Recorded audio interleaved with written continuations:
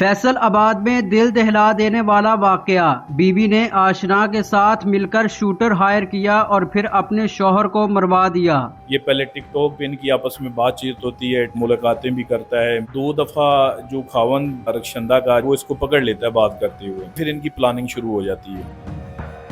फैसलाबाद में एक अफसोसनाक वाक़या पेश आता है कि बीवी जो कि अपने शौहर को अपने आशना के साथ मिलकर शौहर को कत्ल करवाने के लिए अपने आशना के साथ मिलकर एक शूटर को भी हायर करती है। तो मेरे साथ SHO मुजफ्फर खोखर साहब मौजूद हैं, उनसे जानते हैं इस वाक़े की तफसीलात।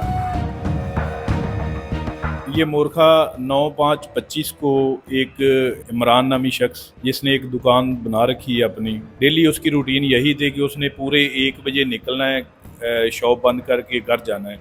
उस दिन भी इसी तरह रूटीन में वो 1 बजे बंद करता है शॉप और घर के लिए निकलता है। तो वापसी में दाऊद चौक के करीब उसका मर्डर किया जाता है। वहाँ पे जो मौजूद जितने भी कैमरा जात हैं वो हर चीज़ हम चेक करते हैं, लेकिन उसमें कोई क्लू नहीं मिलता। मौके पे उसका जो साला है ब्रदर इन लॉ कैसर, वो मुद्दई बन जाता है।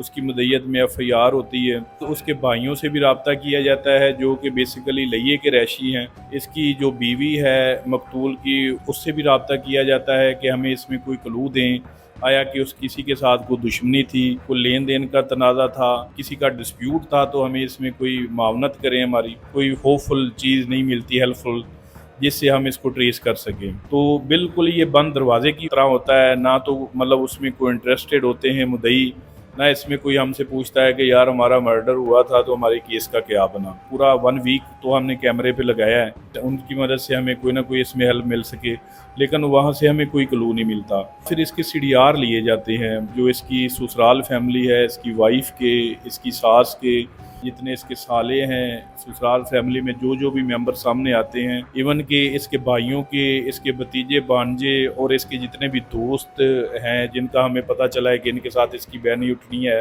रातों को जाग जाग के मतलब एनालिसिस किए जाते हैं। 2-2 घंटे उनको सिस्टम में डाल के हम एनालिसिस करते हैं। काफ़ी दिनों के बाद हमें जाके एक नंबर मिलता है जो कि हमारी नज़र में सस्पेक्ट होता है। उसका राब्ता सिर्फ इसकी बीवी रक्षंदा के साथ होता है, जो कि बिल्कुल 1, 2, 3, 4 सेकंड की कॉल होती है कि जैसे मतलब ज़्यादातर इनकी कन्वर्सेशन, इनकी बात व्हाट्सएप पे हो रही होती है ना, लेंथ बहुत शॉर्ट होती है कॉल की। फिर उसके बाद ये 6 तारीख को ऑफ हो जाता है नंबर, मुल्तान में ही ऑफ होता है। 10 दिन ये ऑफ रहता है। 9 तारीख का इंसिडेंट है, मुल्तान में ही 16 तारीख को जाके ये नंबर दोबारा ऑन होता है। तो ये चीज़ें जब सामने आती हैं तो फिर इसकी बीवी को इंटेरोगेशन की जाती है। इंटेरोगेशन में कि ये बंदा जो अब्दुल मुईज़ नामी शख्स है, ये दरअसल इसका आशना होता है। ये पहले टिकटॉक पे इनकी आपस में बातचीत होती है, टिकटॉक के बाद ये व्हाट्सएप पे आ जाते हैं। तकरीबन आज कोई 1.5 साल पहले इनकी ये बातचीत शुरू होती है, मुलाकातें भी करता है। 2 दफ़ा जो खावन है इसका रक्षंदा का, जिसका मर्डर हुआ है, वो इसको पकड़ लेता है बात करते हुए।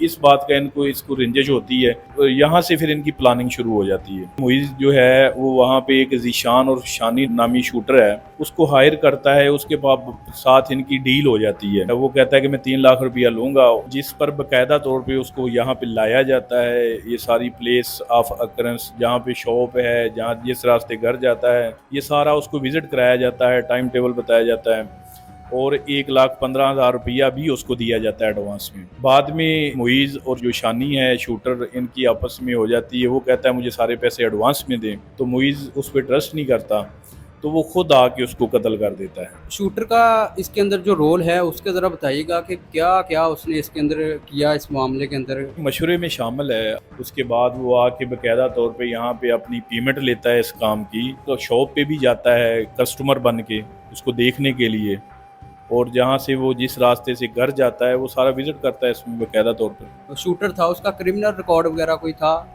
या उसका जो आशना था उसका कोई इस तरह का वो मामला? नहीं, पहले का कोई रिकॉर्ड नहीं निकला इनका। जो आशना है ना अब्दुल मुईज़, जो जिसका तल्लक था इसकी बीवी के साथ, उसका कहना ये था कि हमारी प्लानिंग ये थी कि इसको कत्ल कर देंगे इमरान को। इसकी जो बीवी है उसने कहा कि ये शॉप भी आप संभाल लेना और हम शादी कर लेंगे। जब आपको पता चला और उसकी बीवी के ऊपर आपको शक हुआ, उसको आपने इंटेरोगेट किया, तो उसने क्या इसके अंदर जुर्म कबूल किया? पहले तो वो बिल्कुल ऐसे फील करवाती थी, जब भी मैं उसके पास गया हूँ ना, को पूछने के लिए कि यार कोई मतलब इसमें कोई क्लू मिल जाए। ज़ाहिर सी बात है, मियाँ बीवी के बहुत से राज होते हैं, पता होता है लेन देन किसके साथ है या कोई लड़ाई झगड़ा या डिस्प्यूट, तो वो ऐसे फील करवाती थी जैसे कि मतलब उसको ना दिमागी मसला बन गया है। पूरा उसने ड्रामा किया है कि जैसे उसके दिमाग में इमरान को कुछ नहीं हुआ, वो तो हॉस्पिटल में अभी आ जाएगा, आप क्यों कह रहे हैं उसकी डेथ हो गई है। कि उसने जैसे मतलब बात को ना बड़ा घुमाने की कोशिश की है। लेकिन जब उसके सीडीआर में उसका नंबर आया ना अब्दुल मुईज़ का, तो फिर उससे पूछा गया है कि ये नंबर किसका है। वो अचानक से जैसे बंदा शॉक हो जाता है। उल्टे सीधे जवाब सही तरह से वो मुझे फेस नहीं कर पा रही थी। तो मैंने उससे पूछा है कि ये नंबर जो है इसका राब्ता इसने आपके साथ कब किया है। तो उसने कहा है कि मेरे साथ इसने 1 साल पहले राब्ता किया था। मैंने कहा अगर सोच लें अच्छी तरह, तो उसने कहा ये कम से कम 7-8 माह हो गए हैं, इसने मुझे तंग करता था, इमरान ने इसे गालियां गोलियां निकाली तो ये बाद में हट गया। हालांकि 9 तारीख का ये इंसिडेंट है और उससे पहले 4 को भी इसका राब्ता होता है, 6 को भी होता है, 1 को भी होता है। यानी कि उसने अपने आशना के ऊपर सारा मलबा डाल दिया। जी जी, सारा उसने डाल दिया।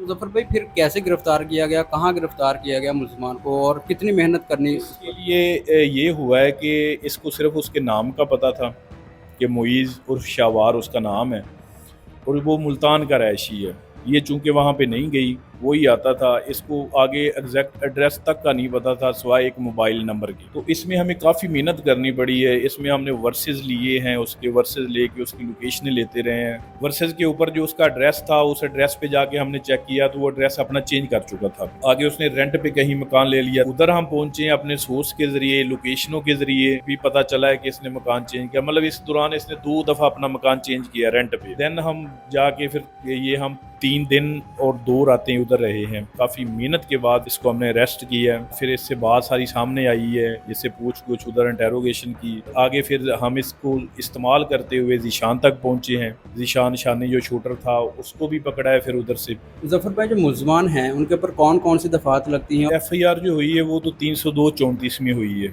एक तो 302-34 आएगी, प्लस इसमें 109 आएगी। जो बंदे मशवरे में शामिल हैं जैसे जीशान शानी हो गया, 100, हाँ जी 109 इसमें आएगी। और उसकी बीवी के ऊपर कौन सी लगेगी?